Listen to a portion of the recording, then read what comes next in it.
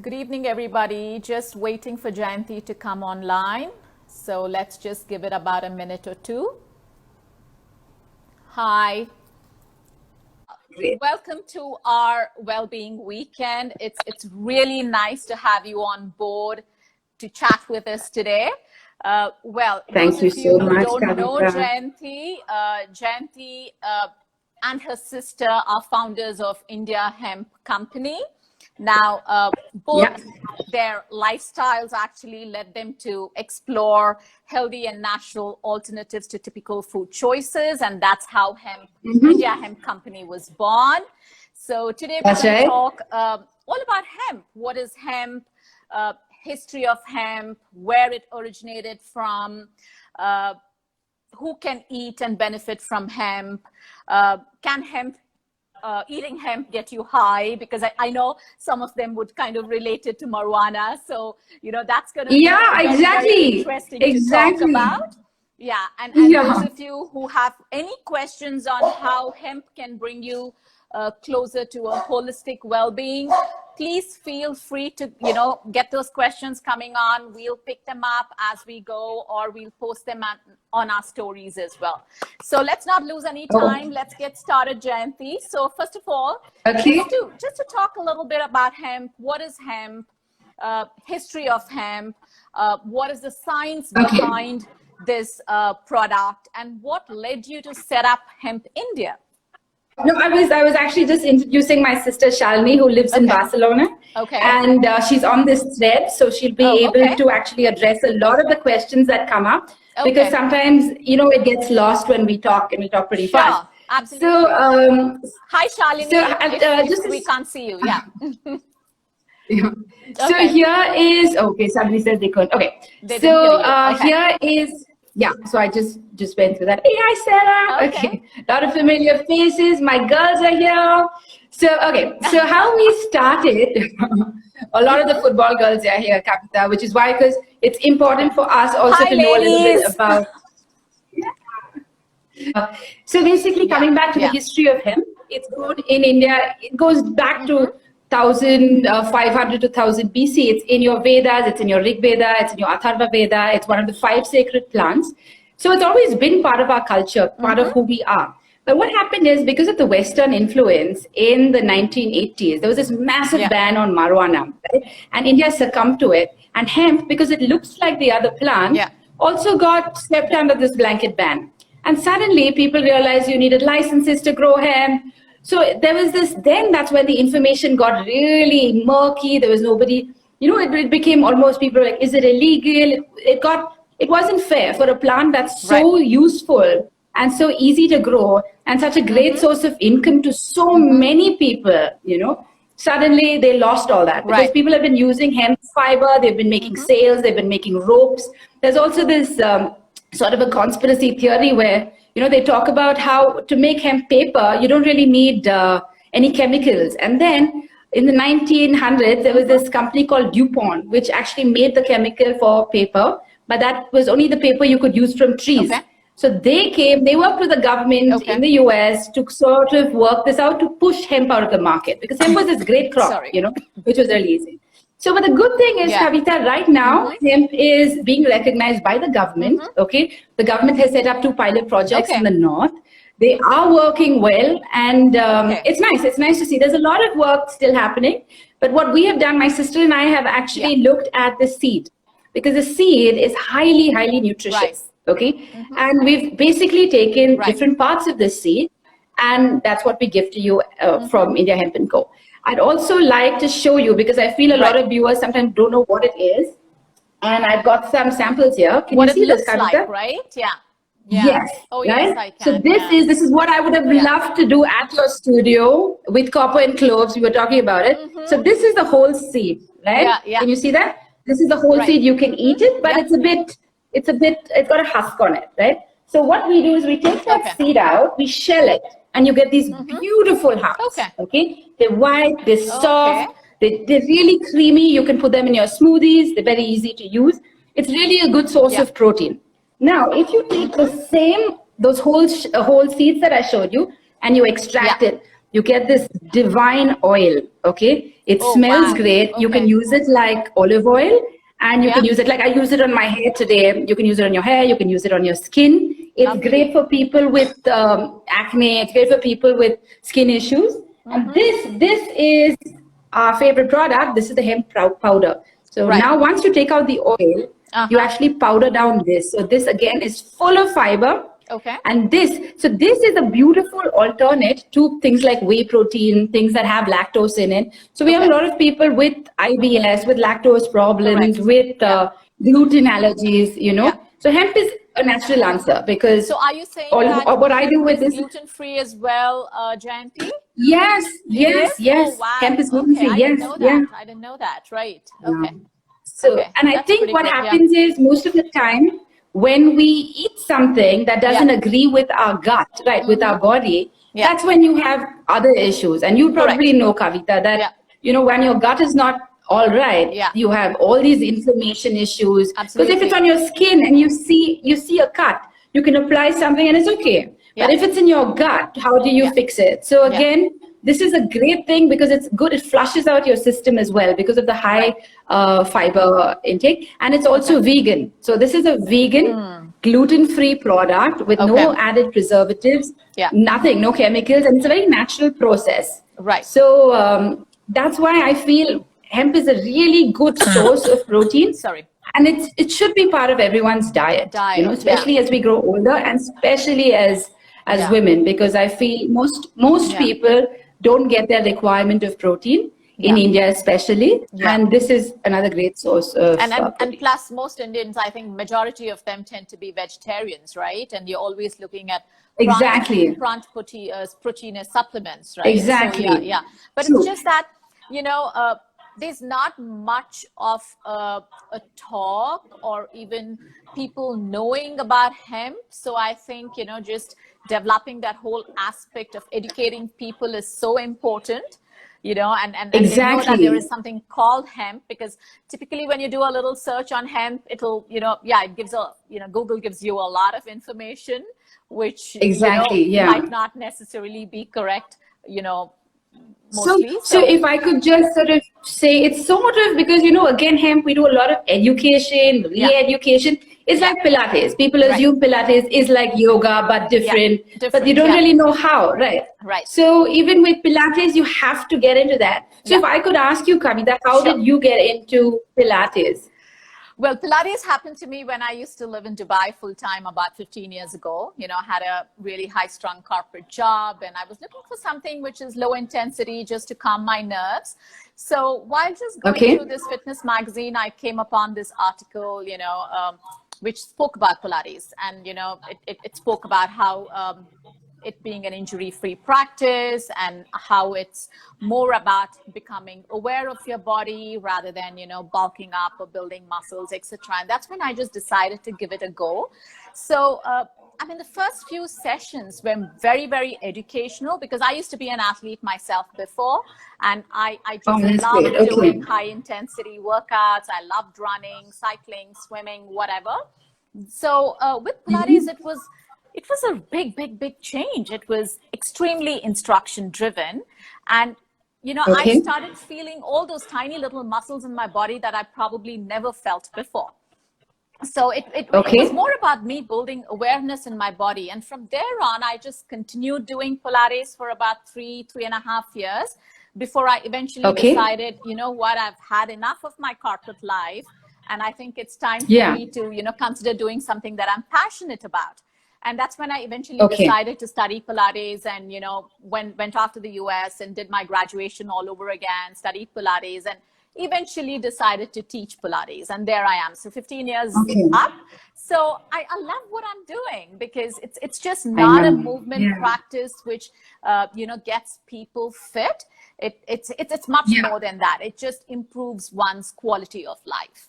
And you know, no 2 days are similar, and especially the kind of Pilates that we practice, the classical method, is the purest Yeah, version. could you tell me something about it? Yeah. Because there seems to be so many different kinds of mat Pilates, classical Pilates. Well, at your studio. not so many different types. I would say, see, Pilates is, as a movement practice, is categorized into either the classical method or the contemporary method. Now, the classical method is the purest version. We honor the original teachings of Joseph Pilates, so we don't really deviate from the original teachings of Joseph Pilates. Whereas the contemporary methods is a Pilates. Well, I would say definitely they do follow the Pilates principles, but it's more of modified versions of exercises which have been developed into this contemporary practice. Now, when it comes to classical Pilates, there's a whole lot of equipments that we use in the classical repertoire. So it's just not mat work, or it's just not reformer work. Whereas in the contemporary form, they typically either do the mat work or they do the reformers, and even their trainings and So you use a little bit of everything. We use everything, not a little bit. We use a whole lot of things. So everything. Be it the reformer, be it the mat, be it the Cadillac, be it the Wanda chairs, be it the barrel. So it's a big whole system that was introduced by Joseph Pilates. So, and clients who work with us, or say even we as teachers, need to be exposed and educated with all these equipments to be able to practice in our bodies as well as teach them. So we don't work in segregation. So that is the biggest difference between classical Pilates and the contemporary form. And then we stick to the original teachings. There is a certain order of exercises that's done on the reformer or the mat, and progression of a client happens only when they start, building strength in their bodies and control in their bodies, and they develop that precision. That is when people start moving up levels. So it's just not about getting onto a piece of equipment and, doing this many reps and breaking into a sweat, because it's so much about your posture. It's so much about, your form, because it's just not what you do for those 60 minutes while you're in the studio, because we want people to carry Pilates in their bodies when they walk out of the studio. We want them to build it into their lives. And that is what the classical form is all about. That's amazing, because as you know, a few of my girls are here. We play football. And what happens with football? We have very tight hamstrings, and we've all started later in life as well. Yeah, so I know that because I used to be a sprinter myself. So I know all about tight hamstrings and tight quads. So I know what it means. Yeah. Yeah, go on. And I've just heard, if you have tight quads, tight hamstring, that's how you injure your knee, and I had an injury in December last year. And I remember talking to you about it. But I feel, I also heard that now you're working in the Dravid Pathkon Center, which is amazing, because we've also played a few matches there and they're really equipped. But I feel that it's amazing to have Pilates as a recovery form of, as part of a recovery as well, absolutely. or a great Jayanti. stretch. Because, I'm not sure if you know, but Pilates as a movement practice was introduced as a rehabilitative practice.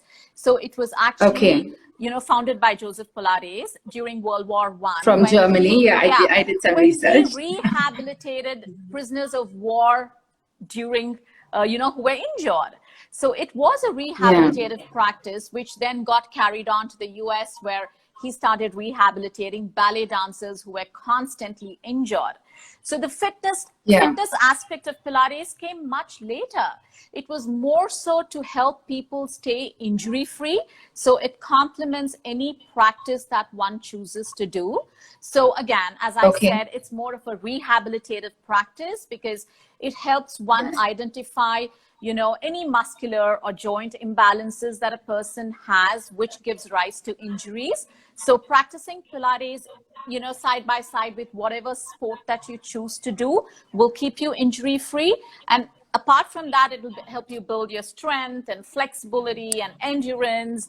And most of all, get you aware of your body, so that you know exactly what's happening to it, and you're not going to get out of that functional movement, which most people do, because typically when you get into a big group format class, we get to constantly see, you're looking at your neighbor. Okay, your neighbor is doing 50 reps. Okay, I need to really up that up, So you're competing that way, not realizing that it could be so detrimental to your body. And in the bargain, you might end up having injuries.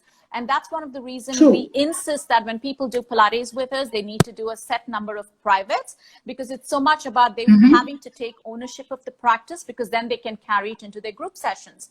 And even with group sessions, when they work within our studio, we prefer not to teach more than 5 people. You know, because everyone needs. Yeah, you just need that constant, attention. The instructor needs to have a hawk's eye on the client that they work with to ensure that they're working in correct form. So does that So make sense? if say I start off with Pilates, as with my football, as something instead of yoga or something that I can build a course. So the instructor I start off with will be my instructor through my classes. It won't keep switching, like, because she would know my body or he would know my. Absolutely. That's one way of looking at it, Jayanti. But typically what happens is, I have about 4 instructors who work with me. So when we take on a client, we do a full Reiki of a client. We maintain a personal folder for a client. So every time he or she comes in for a lesson, each of those instructors, we make our notes. So just in case, like, I'm traveling, or, I'm not in town, or somebody else has to see my client, there's absolutely no downtime. So the instructor who takes you on exactly knows what's happening with you. He or she's got a record of what's being done. So we are what happened last class. Yeah, absolutely. We are extremely meticulous the way we plan our lessons. It's just, as I said, it's just not about bringing a client onto an equipment and get them to move, and at the end of the hour they break into a sweat. No, because it's so much about getting the instructor to understand the client's body, and plus the client also to understand their own bodies. Make sense? Yeah. I do get it. So is there like an age limit when people can start? Who's the youngest client you have? Well, my youngest client is 9 years old. Wow. 9 years old, a golfer. And then I have, so again, it's a very versatile practice and very adaptable. So right from the time a child is ready to take on verbal cues, say 9 or 10, going up to about, active ages, say, 80s. I mean, the oldest client that I possibly taught is 87. Yeah, because it's an injury-free practice, and it's very versatile, very adaptable. So, anybody along, different segments can practice Pilates. And it's just not, you need to be flexible to do Pilates, or you need to be strong to do Pilates. Because I think, again, it's more about educating people. Hey, here is a movement practice, which is going to make you aware of yourself, and it will help you do everything else that you're doing better. Yeah. Yeah. Oh, that's great, because I feel a lot of our Pilates is pretty new in India, So I feel again, like my hemp, there's a lot of educating that we need to do, like, and it's constant. There's so many misconceptions. There's so many. Absolutely. Because I think, again, Pilates, because it comes at a price, Jayanti, it got very popular with the Bollywood fraternity. So they would see people hanging off, the Cadillacs and bars and stuff. So they thought it was very acrobatic. The fact that you actually have an equipment called the Cadillac. Yeah, we do, that's right? really. Yeah. So, and when they used to see all these actors and actresses hanging off bars, they thought it was very acrobatic, and it was the most in thing to be doing. So again, that's the big disconnect that we have had. But we've been very successful, because again, we have grown our business organically. It's more about educating people, understanding, getting them to understand what Pilates is and what Pilates can actually do for them. True. Oh, that's great. Thanks, Kavita. Thanks for that. That was especially for my football girls out here, because we have been. Thank you. Yeah, I was just talking to Anjali the other day that we should, get you girls to come and do like a group session with us. Maybe just for you to understand what classical Pilates is, and I'm sure you girls will enjoy it. You'll understand what exactly I'm talking about. Yeah. No, and I feel like as we grow older, there's so much we need to do with our core. Yeah. Just to take care of everything else. Because again, your knees, your back. I'm just going to correct you there. Again, Pilates is always associated with the core. So people think, oh, it's just about core work. Now, no, it's just not about core work. So it's about, uniform development of the body.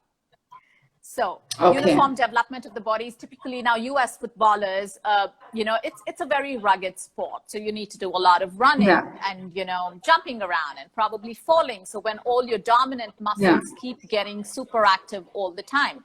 And in the bargain, yes, they get strong, but they get tight too. And then your non-dominant muscles never get touched upon. So that is when injuries start cropping up and imbalances in the body start cropping up. So Pilates addresses that. So yes, we talk about the core, but it's more so about the hips and pelvis, because that is what which connects your limbs and the torso. So it's just not your tummy or your abdomen that, you know, we focus on. It's so much more about your hips and pelvis that we constantly need to mobilize and stabilize. See, this is just like a whole new science, you know. So I feel like you guys need to be given that attention to. It's just, I mean, it's brilliant. So okay. Great. So coming back to our hemp now. Yeah, coming back to hemp. Yes. Now. Yes. What do you have for me? Yeah. So I have, you know, these questions. What does hemp taste like? Who can benefit from eating hemp? Yeah. Done. So I'm going to again take you through this. Okay. This, because I feel like a show and tell when it's online, it's just easier. No, I so these are my hemp seeds. Yeah. So the hemp seeds, they're soft, okay, they're very, very creamy. So this you can put in a smoothie. So if you have a kid who's very fussy with their food, right? So what you do, a lot of parents actually do this with us. They add this to their khichdi or put it on top of their fruits. So again, it adds so much of depth and it just blends in with your food. You don't have to think too much about it. It's not like it's getting stuck in your teeth. So this is fantastic in smoothies, even if you have somebody older. And again, a lot of athletes and a lot of people, again, I think after this lockdown, especially, we have been given this space that, you know, where people are open to things like Pilates, people are open to things like wellness, and people are actually receptive to information and eating well, like you with Sarah from Copper and Clothes as well. I mean, it's incredible how many eyeballs you get. So I feel this is the time for most people to actually make that change, to add this in their diet, to see the difference. You know? So this is your hemp hearts again. Okay, so again, creamy, delicious. Goes into your overnight oats, goes into anything, your appams, your dosa, your idli, and now fermented food is huge, right? So I feel like you just throw this in with anything you're making, your chapatis, anything. It's just the most versatile thing you can find. Awesome. So this is a very creamy, it's a nice nutty texture. So a lot of people who don't eat nuts, it's again great for them as well. Okay. Then now I'm coming back to my oil. This is something that we've just launched. I have a bottle here. Yeah. This is it. So this is our oil. So again, it's this lovely little bottle, which is also great for, you can drizzle it on your hummus, you can drizzle it on your salads, you can drizzle it, I mean, you can dip your bread into it. There's so much you can do with it. You know, at the same time, olive oil as well, right? It is. It's a healthier alternative to olive oil. And with your hearts, you can actually put it on your sabzis and curries, and you know, it just blends in. So and it's also, this is a very nutrient dense food. That's another thing I've learned being in this line, that the more nutrients you have in your food, the better your digestion is and the fuller you are. You know, you're not hungry very often. So as soon as you sort of sate with your food, you don't tend to binge or look for that packet of chips, because your body is working on all the nutrients you've given it to break down. So this is it's a real nutrient dense food. So this was our oil. Then again, the powder again, we use, a lot of people have become really creative with it. So you can use it to bake. People have baked buckwheat cakes. Wow. You can use it to bake. You can use it, and it's like, it feels like your amaranth flour, you know, like it's really soft and it's not grainy. So you can use it in pancakes. You can just, instead of using whole wheat, you just add a little bit of this. Again, what does this give you? It gives you that fiber, right? So as a lot of people you talk to who probably want to eat right, probably, you know, are looking for healthy alternatives. So this is again something that is great in a smoothie. So what we generally do is, again, one banana, a couple of dates, maybe just 2 dates, water, 2 tablespoons of this, and you're good to go, because it really sits, you know, in your stomach. And this is something that we sell really well, actually. This is, can you see it, Kavita? I can. So This is a trail mix that we have. So we have a whole bunch of seeds in here, like from sunflower seeds, and we've roasted these. So it's a lovely savory snack. So say you're coming back, you're driving back from your last class, and you're hungry and you didn't have time to make a smoothie. This is just in your car. So you just like have 2 tablespoons full of it, and then you're great, you know? So I think at some point we need to look at nutrients and we do, right? Yeah, we just need to make those right choices again. Yeah, which I think works really well. Good. So, and then moving on. And if you look at, moving on, I know you spoke about, you know, different varieties of hemp products that you currently make. And you also spoke about, you know, hemp in your diet, etc. Now, this question, I'm sure most of them would probably want to know. Can hemp get you high? No, it can't. No, it can't. So I tell you what, it's because of these 2 things. Okay, it's something called THC. So I'm just going to tell you how this works. So you have this cannabis strain. Okay, cannabis strain is just like this big strain, right? Yeah. And cannabis, you have these 2 different varieties. So one is marijuana and the other is hemp. They look similar, but hemp is shorter, bushier, stouter. Marijuana is a different plant altogether. Yeah. And are they typically, they called as cousins, if I'm right? Are you there? Yeah, I lost you for a second. So, can you see me? Yeah, I can. No, I can't actually. Oh, there you go. Yeah, you're back on. So, I can't see you now. I can't see you, Jayanti. Second. Yeah, yes, now, yes. Yeah. So, basically, there's something called THC. Okay, so THC in hemp is negligible. It just is like 0.03%, which is very, very, very little. Right. Now, marijuana has a higher level of THC. It's 3% to 30%. So that is the psychoactive part of the thing that gets you high. But hemp doesn't. So you can just eat like a lot of these seeds, nothing happens. It's like eating sunflower seeds. It's not addictive. Okay. You know, so. Well, typically, you know, is there something about hemp is like, you know, can everybody have it, or are there any restrictions about? No, everyone can have it, Kavita. Everyone, you know. So we've had really young kids who have like a little bit of hemp hearts on their fruit, a little bit goes into their cereal. Anybody can have it because it gives you that protein boost. And again, it's like eating something raw, right? There's only that much of it you can eat because it sort of fills you up. Yeah. So I'd also like to tell you that this protein powder, right, that we have here again, going back to, here, I've kept these also ready. So this is the protein powder. So, you know, 3 tablespoons of this actually has 10 grams of digestible protein, 20 amino acids, which include the 9 amino acids, the essential ones, and a host of vitamins and minerals. Now, the beauty of this protein powder is, why is it so easy? Why is it such a great alternative to meat? You know, when you look at options, it's great for vegans because you don't really have anything which has such a level of protein in it. Now, so our bodies naturally make 2 proteins, which is very, very similar to edestin and albumin. So it's already, our body makes something very similar. So when this comes in to our body digests it very, very easily because it's familiar to it. It understands it. So this actually works in sync with our body and not against it. So again, this combats issues like inflammation, indigestion, all these small things that we have. And the high fiber content is just something else, you know. So once you use this in your diet and you feel better, you feel more energetic, at the same time, your system flushes out much better without anything else, having to do anything else. No, which is great. Exactly. Which is great. Okay. And now just a little, I know we have been talking about all the edible aspects of hemp.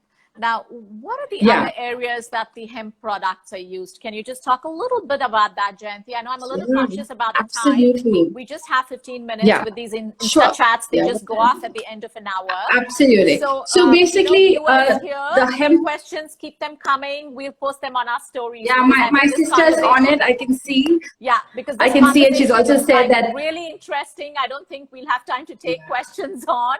So we want to be able to get Jayanti to talk as much as possible. Interestingly, like in 100 grams of protein, you have 37 grams of, if 100 grams of hemp powder, you have 37 grams of protein. That's a lot, from a plant. I know, that is. That's definitely. a lot. And that's for a plant-based protein. Exactly, so this is just such an easy option that you have such a natural substance with so much of protein, without any additives. Okay, so coming back to the hemp plant. Now the hemp plant, you can literally use the entire plant, right? So you can make, at the moment, so if you Google this, if you get into it, there's so much happening on this. There are 25,000 uses for, you can use this plant. Wow. So apart from paper that we talked about, there's fiber, right? Then there's also, people are making hempcrete nowadays, which is great, for That's houses. And hemp also absorbs carbon dioxide. So even when it's in this hempcrete form, it continues to absorb carbon dioxide. So imagine living in a house that is naturally like purifying the air. So these are things that are happening. It's not just in the books. We know people who have made schools in these tiny towns with hempcrete. And I feel this is the future, but I feel, okay, so then again, hemp plastic, it's in the works. Hemp toilet paper, it's in the works. So again, hemp, even to make that paper, you don't need any chemicals. So it's just such a beautiful plant, and you can use every part of it. So there are so many uses, but then we keep talking about roti, kapda, and makan, right? So again, you look at roti, food, kapda, clothing, and makan, shelter. So it actually has so many different uses. Very, very versatile. It's very, very versatile. It's just misunderstood, you know. So which is why it's great when you actually do things like this, so that we can sort of educate people about the benefits of this beautiful plant. No, we definitely want you to come back online sometime, in the near future, Jayanti, because I know the first 20 minutes were a bit of a bummer with, network issues, but I mean, it's really interesting. But that's okay. So moving on, now, we spoke about what are benefits of the hemp plant.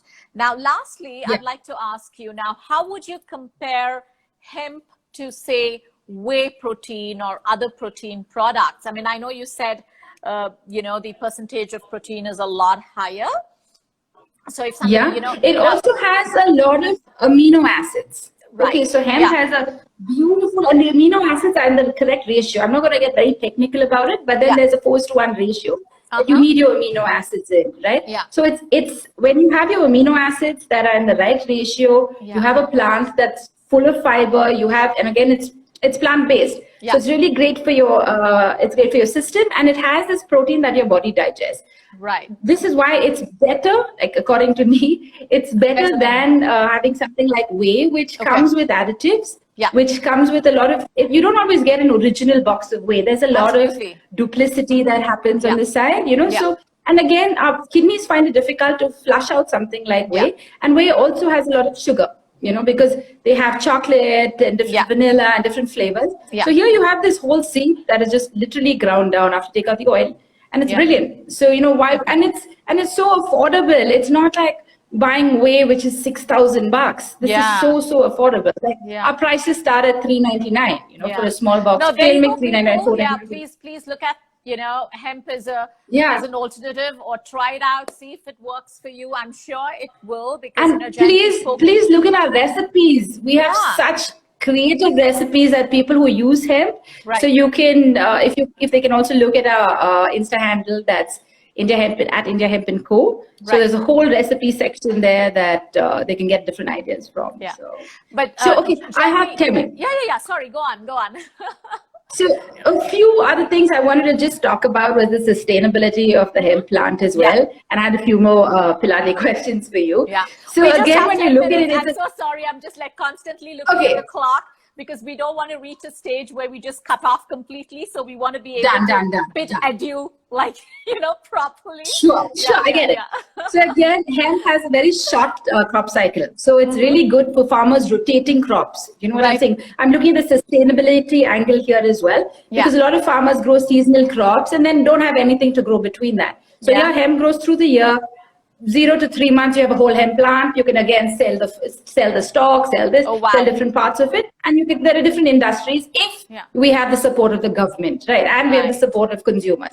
Then again, you can use every part of the plant. There's no wastage. It gives back to the soil. That's the thing with hemp. You don't need any insecticides or pesticides. So this is technically organic, because it just grows in. it grows in rain-fed areas, so it's organic. There's nothing. This plant really is so hardy, and it's so shady that there's no weeds also grow. So it gives back to the soil. It absorbs carbon dioxide. I mean, the more I talk about it, I just feel, I wish we could progress faster with our government as well. Because imagine a farmer who could just grow this on arid soil, say in Andhra Pradesh. It'll grow in Andhra Pradesh. It doesn't only grow in the Himalayas. It'll grow, But again, we need reforms. We need the right kind of awareness about hemp, So and I feel, it's not again, a crop, as you said. It's probably exactly 1 to 3 months. So the turnaround is a lot quicker. And it's, again, very, very sustainable for farmers. Exactly. So I feel hemp is the answer to a lot of problems that we have at the moment, including things like plastic. But we need to create a demand for it.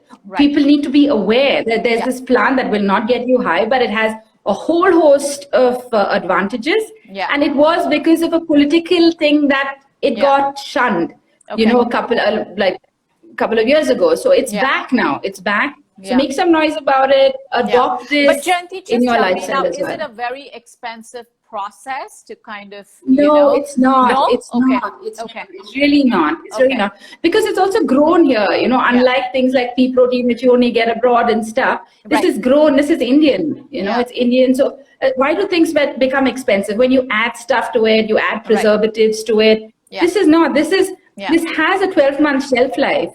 But we just say once you buy the hearts, you generally keep them in your fridge because they have the right oils. They have your omega-6, 3, and 9. So it's like, your good fats, like your avocado has its good fat, this has its good fat, but everything else lasts, So it checks so many boxes, Kavita, it really does. And there's so much you can make with it. Like Sarah makes some fantastic protein balls with dates and hemp, and it tastes delicious. So, I just feel there's with cacao powder.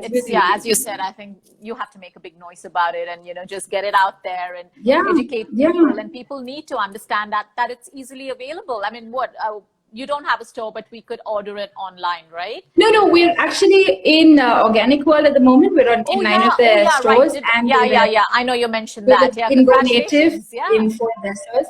But you could also order from our website, which is www.indiahempinco.com. So it's also such a local crop, so it's like shop local, eat local. It's good for your system. It's good for the economy instead of buying. But it's interesting, Kavita, because a lot of people who've lived abroad have used hemp. And suddenly they come to India and they're like, oh, we've been looking for it. I'm so glad you have it, So it's, and it comes from you talk about so many of these superfoods nowadays, right? I mean, it's just that people who have probably traveled abroad, lived abroad, and like say quinoa, for example, which probably got popular in India in the last, few years, right? About 4 to 5 years, maybe. Because again, quinoa is also, it was grown in the villages and, many of these states around, even south of India grew quinoa. But it's just only lately that people consider it to be a superfood and, everybody's talking about quinoa and eating quinoa. Yeah, it's just one of those things. I feel like we do a lot with like the West does. Suddenly everyone's like, oh, my golden latte or yoga or Pilates or hemp, it has to be recognized in the West, and then suddenly we celebrate it. But these are local things. But again, we can only move forward to a sustainable future when we have people adopting this, which is why I feel people need to have this in their system to understand the difference, to understand the energy levels. It also, the energy is something else, that it gives you. So I feel hemp is amazing. No, it's great. I mean, thank you so much for such an informative session, Jayanti. It's just been awesome. I'm so sorry about the beginning. No, don't worry at all. Don't worry at all. I mean, I'm sure we'd like to get you back on sometime soon because, I mean, again, there's so much that we can actually talk about. But meanwhile, if you have any other questions for me on Pilates, I'm happy to take them on because we have exactly 5 I just wanted to know about some of the Zoom classes you're doing because I feel that I feel like if I want to try it out now, even if it's a small introduction to Pilates, I'd love to be able to explore it now. No, absolutely. Because again, with our Zoom classes, it's taken us a bit of a time before we actually ventured into bringing these classes online, Jayanti, because as I said, Yeah. One, it's so very instruction driven, and plus there's a lot of Yes. physical partnering that happens in the kind of Pilates that we teach. So getting somebody virtually in front of you and to be able to instruct has been a big challenge, but we have overcome that, you know, internally. So we basically do two levels of, you know, classes. Now we do like an intro level, and then we do a beginners and intermediary, which is only open to clients who have worked with us previously. Now with the introductory level, we address a lot of protocols, you know, which is pre-Pilates before we can actually get them to do Pilates, because we want to be able to, you know, it's just about getting, it's just not about doing a Pilates exercise, because you want to be able to see the benefits in your body in the first few sessions. And that's what these intro sessions do. And we are on Zoom, we're doing private sessions, we're doing group sessions. And, you know, I mean, if it's not possible for you girls to come to the studio to do a group, I mean, we could do like a virtual, you know, introductory lesson, so everybody can Zoom in and, you know, we could take you through all of these protocols that we call. So we work on different aspects of the spine, starting from the cervical to the thorax, which is the mid spine, then the lumbar, the hips and pelvis. So we address all of these protocols, and then we put them together to actually create an intro level lesson. And it's extremely interesting, because there are so many, I would say, aha moments that people tend to have. They're like, oh, I never felt this in my body, and I never felt that in my body. But you will see that. So, you know, get that on. I'm sure you'll love it, and I'll be happy to teach you girls. Yeah.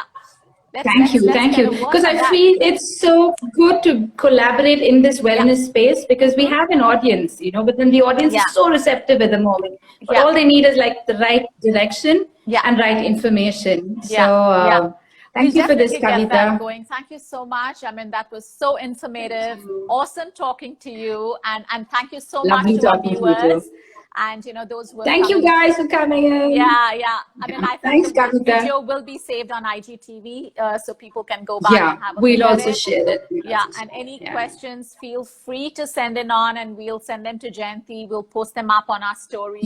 Please, absolutely, please. Any questions? Any questions at all? And we're happy to take it forward. We're happy to send out more information if required. So thanks again. And thanks Anjali for organizing this. Lovely weekend, and thanks Anjali if you do online. Have a wonderful, quiet Saturday evening. Will do. Bye, Kavita. See you. Thank you, guys. Bye. Bye. Bye.